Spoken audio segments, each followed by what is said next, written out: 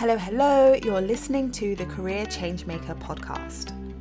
Having the courage to leave a career that you have worked hard to build and try something else can be tough. So in each episode, we dive into key career change strategies so that you have a clear understanding of what is required to transition into a new role or a new industry without feeling like you have to start at the bottom or have to take a massive pay cut, because ain't nobody got time for that. If you are ready for frank and honest discussions about how to become a career change maker, keep listening.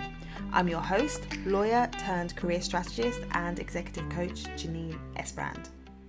Hello, and welcome to today's episode, where we are going to be digging into what happens when your career looks good on paper but feels wrong in real life. I've been having lots of conversations with people. I've been working with clients who have amazing titles, who have CVs or resumes that look fantastic on paper, who have LinkedIn profiles that are super impressive. But beyond what people are seeing from the outside, they are feeling like this isn't working for them. They are feeling like this career is not fulfilling. They are feeling stuck. They are feeling like what used to work for them is no longer working for them because they're in a different season of life. So even though it is seemingly a fantastic role and opportunity, it isn't a fantastic role or opportunity for them anymore. And there's been recent studies on the state of play in the workplace, and there's studies that show that 60% of workers feel trapped in their current jobs. So if that is you, know that you're not alone, and it is very common and it happens for various reasons. When it happens, there can be this feeling of tension between what you have been able to create in terms of the external markers of success and then what you are feeling internally, and that internal dissatisfaction that keeps showing up day after day as you are going through your duties and you are executing on your task in your role. You are feeling like, this isn't really working anymore. So know that it's normal, and it happens often for those who fall within the high achiever category, who are used to working hard, getting to the next milestone, achieving so much, and then moving on to the next milestone. And when it happens that you've reached where you had intended to reach, and you've been in that space for a while, and you've been building out your career that you worked to build, that you studied to build, that you had on the goal list for so long, once you've arrived and you're doing it and you're executing and you've been doing that for some time, you can get to a place where you're like, okay, this isn't really either what I thought it was, or this isn't really working anymore. So often I see it with people who are in that mid-career phase of their journey. So they've been working for 7, 10, 15, 20 years already. And now they're at a point where they're asking, is this really what I want to keep doing?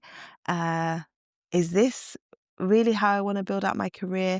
And then when we add on to that the changes that are happening within the world and within various industries with the introduction of AI and technology, that also is a reason why people are rethinking what it is they're doing and where it is they want to go next. One of the things I think people overlook when they are targeting particular roles and they are working towards building out a career in a particular space is people don't always anticipate the shifts and changes that might happen in different seasons of life. Not just the practical shifts and changes, but the value shifts that might occur and the mindset shifts that might occur that mean that the role that was once the perfect opportunity for you is no longer that. So when you factor in that you're evolving as a person and you're changing as a person, it makes sense that a role that you once saw as fantastic is no longer feeling fantastic for you anymore. And the thing about this is that oftentimes, once you get to that place where you start to feel like this isn't the right thing for me to be doing, it's really hard to go back.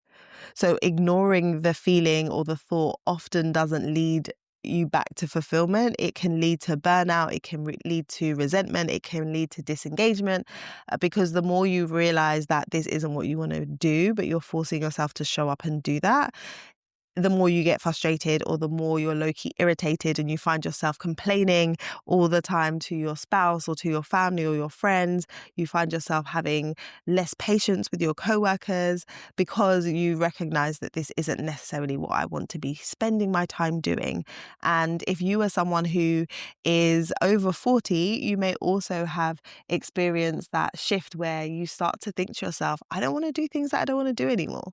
Like, why am I doing this? Why am I spending my time doing this? So if you're no longer feeling like what you're doing is what you want to be doing, ask yourself what parts of the work that you're doing is draining you most, or is frustrating you most, or is not working for you, and why. Because then you're able to start to pinpoint what is not working so that you can be targeted in whatever move you choose to make next. Also, ask yourself, if nothing changed in my role over the next year, how would I feel? And this question can really help you to decide, am I just going to keep coasting along, or am I going to take some action towards change? Because if we get to December 2026 and you're still in the same role, would you be okay with that? How would that feel for you?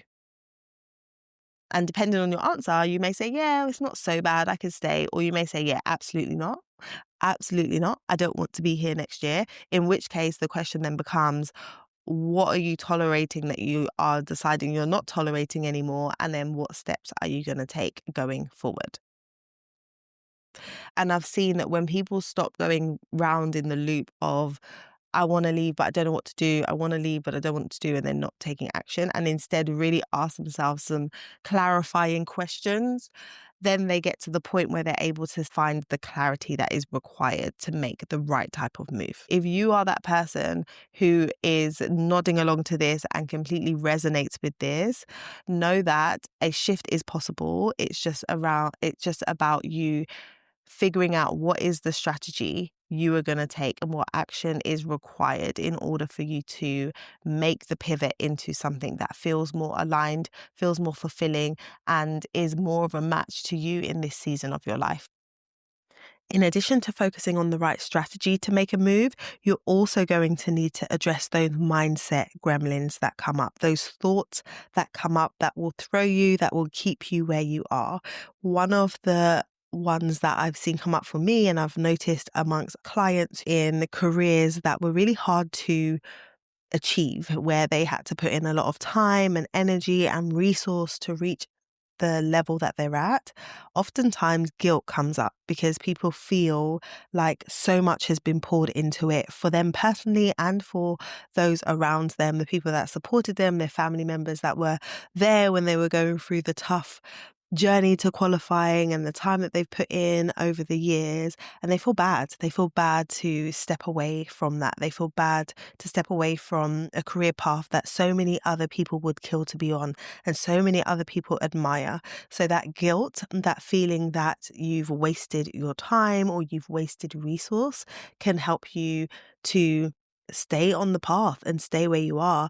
And the idea that because you've invested so much time means that you need to stay and you need to continue is really that sunken cost fallacy, that thought that you have to keep going on the track because you've already started, when the reality is it's okay to acknowledge that the path that you've been on has been the path, the time that you've invested has been the time, and you get to take with you all of the experience, exposure, expertise that has come with that commitment that you've made to this point.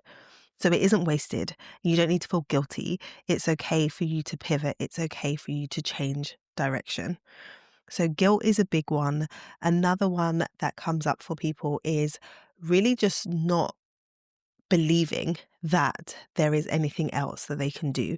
There is a lack of understanding of what is required to really see your transferable skills and apply them elsewhere.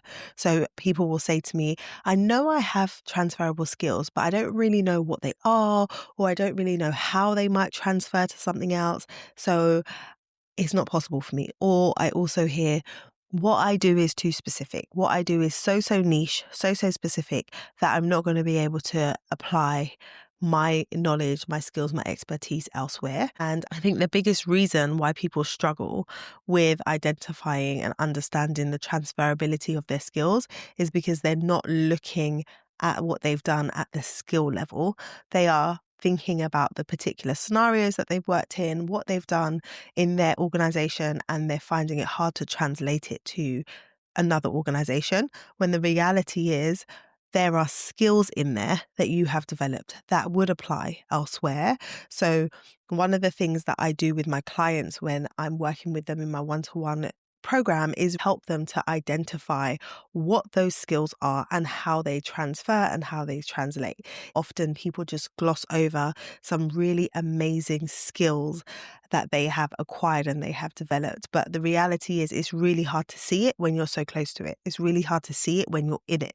So one of the benefits of working with a coach is that they're able to hold up a mirror for you and help you to really see how what you have been doing is transferable, and not only transferable, but can be a value add in the new space or direction that you want to go in. If you're at that crossroads and you're thinking about making a pivot next year, I offer career pivot clarity calls. So these are one-to-one conversations where we will together look at where you are, what's no longer working, and what your next move could be.